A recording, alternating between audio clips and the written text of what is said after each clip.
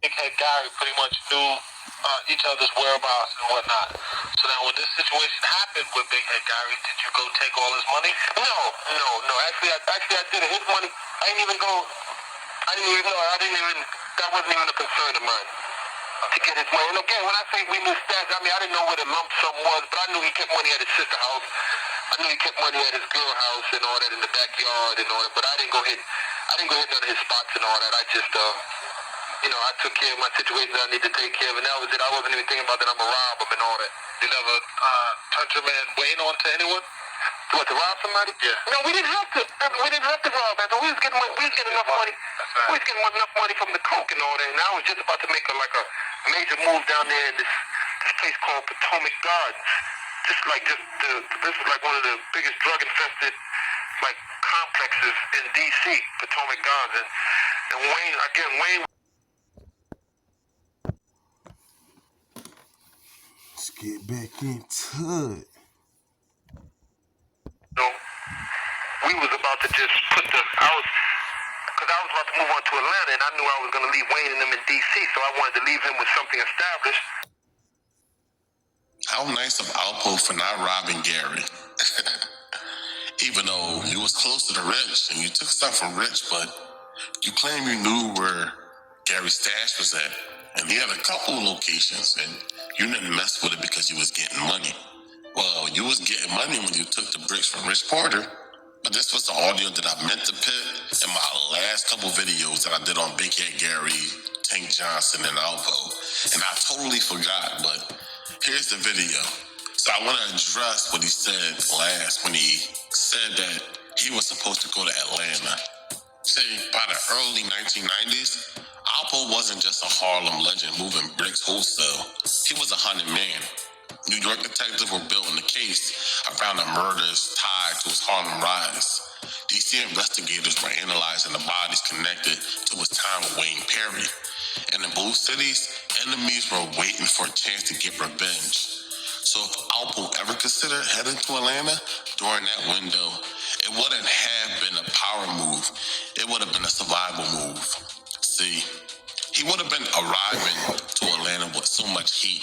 The FBI pressure, local New York City surveillance, DC homicide attention, street retaliation from both cities. See, Atlanta looked like a place he could hide among the noise, a place with fast-growing neighborhoods, large housing projects, and a reputation for money moving quietly. But he would soon realize Atlanta in the early 90s was one of the worst possible places for a man running from that much heat. See, Atlanta wasn't peaceful during this time, it was boiling. When Alpo would have touched down in Atlanta, he wouldn't be stepping into an open market. He'll be walking into a battlefield created by the Miami boys. Miami had exploded during the cocaine boom. Law enforcement pushed traffickers out, and in the mid-80s, they spread across the southeast like wildfire. Their biggest expansion target, Atlanta. They came deep, well-financed, organized, extremely violent. They hit Techwood, Perry Homes, East Lake Meadows, and several other housing project communities. Their motto was simple: move into the projects, sell coke at higher prices, control buildings with guns, push locals out by force. For every ounce worth $500 in Miami, they were pulling $1,400 to $1,800 in Atlanta. That economic advantage alone created war.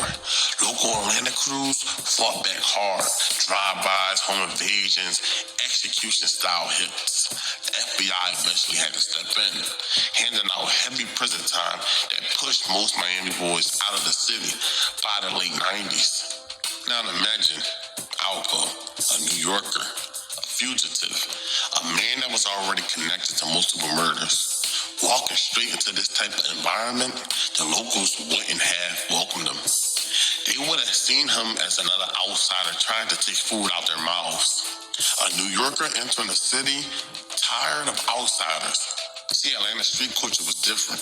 Locals in places like Bankhead, McCaminsville, East Point, College Park, and Decatur didn't trust out-of-town dealers, especially not loud, confident, and charismatic hustlers who came with a reputation. By the early 90s, outsiders had caused enough chaos, such as the Miami Boys, Detroit crews like BMF, 50 Boys, whatever you want to call them, small pocket of New York hustlers, some Florida groups. So the stance was simple. If you ain't from here, you ain't controlling nothing. Alpo would have been judged immediately because he was too flashy, too loud, too hot, too connected to bodies, and already wanted by law enforcement up north. In a city where successful players operated in silence, Alpo's entire persona screamed danger. Locals would have viewed him as a liability, a target, a problem, and a type of man who brings the feds with him. See, a lot of people like to move in silence, so you gotta compare the movement versus the silence. Alpo was built for motion. He wasn't a corner hustler. He didn't need that. He didn't need the territory. He didn't need the corners. He didn't fight over blocks. He dominated his position by moving product wholesale, building charisma-based alliances, leveraging fear when necessary, using his personality as currency. This worked in New York and in DC. It worked because those cities rewarded reputation. Alpo's biggest challenge wouldn't be competition.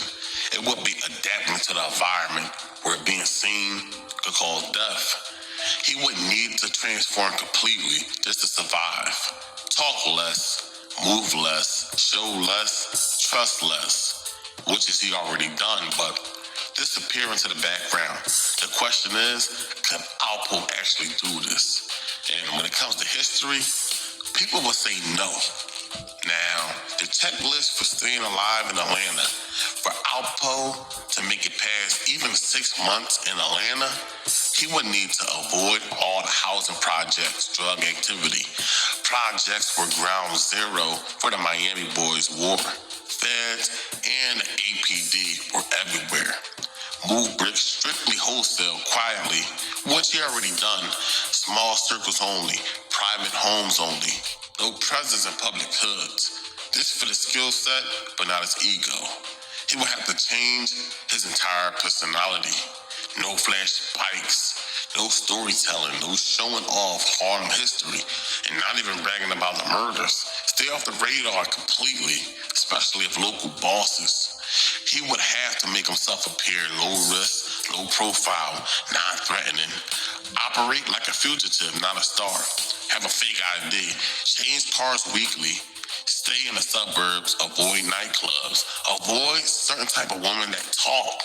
Avoid neighborhoods where out-of-towners were known to be targets. He could work with the more older, quieter Atlanta movers. You know, the guys who operated out of small houses, not the young, loud groups that got the attention from the Miami Boys. Even if he executed all of that, he still carried the danger of being identified by New York enemies, DC enemies, detectives from 2 cities, his own old associates. Atlanta might not protect him, it might expose him. Now, the real answer, yes. If he would have stayed disciplined, his strengths matched Atlanta needs. He could get the weight, he could feed crews, but he didn't need the corners. He liked wholesale. That was a big advantage. He didn't fear traveling. He took those rides. He had a marketing personality. A lot of people liked Alpo, and he could build trust, and he was intelligent. But his weaknesses were poison in Atlanta. He liked a lot of attention. He talked too much. He surrounded himself with a bunch of people. He trusted the wrong ones. He bragged about violence. He was already wanted across the East Coast. So to be realistic, yes, he could have competed economically, but he wouldn't have lasted physically. I mean, someone would have robbed him, or tried to kill him the same way they did outsiders before him. The truth is, based on the facts, if Alpo came to Atlanta in the early 90s, here's the most logical outcome. Yes, he would have made fast money. Wholesale was already his lane. Atlanta had enormous demand. devices were perfect. He would have clashed with locals.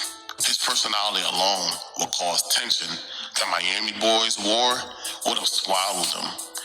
Either he would have been forced into alliances or forced into conflict. The FBI, the APD would have found him. He was too hot, too. Alright, we gonna end it right there. Y'all already know my video is gonna be too much. Don't forget to hit that like button and subscribe.